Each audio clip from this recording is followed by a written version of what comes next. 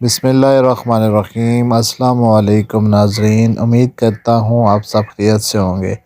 سوالات کا سلسلہ شروع کرتے ہیں۔ آج کا جو سوال ہے، اسلامی اعمال سے کیا مراد ہے؟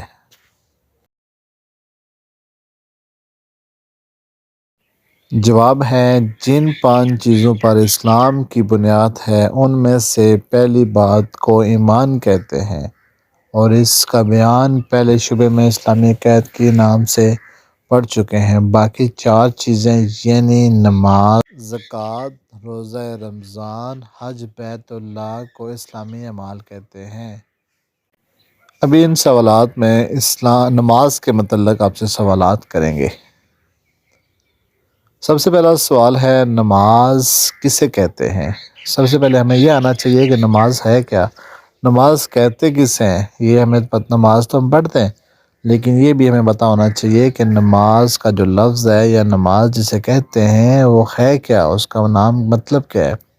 تو اس کا مطلب آج ہم جانتے ہیں، نماز اللہ تعالیٰ کی عبادت اور بندگی کرنے کا ایک خاص طریقہ ہے، ٹھیک ہے، جو اللہ تعالیٰ نے اور اس کے بھیجے ہوئے پیارے بندے پیغمبروں نے، اللہ کے رسولوں نے، اللہ کے نبی نے بندوں کو سکھایا ہے، اسے نماز کہتے ہیں۔ اگلا سوال ہم کریں گے، نماز پڑھنے سے پہلے کن چیزوں کی ضرورت ہوتی ہے؟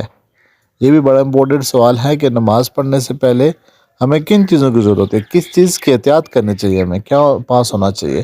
اس کا جواب ہے، نماز پڑھنے سے پہلے 7 چیزوں کی ضرورت ہوتی ہے، ٹھیک ہے، جن کے بغیر نماز نہیں ہوتی۔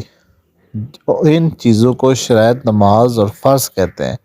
کہنے کا مطلب یہ ہے کہ 7 چیزیں ایسی ہیں جن کے بغیر آپ کی نماز ہو ہی نہیں سکتی۔ ان کو نماز کی شرائط کہا جاتا ہے، شرائط کے بغیر نماز نہیں ہوتی۔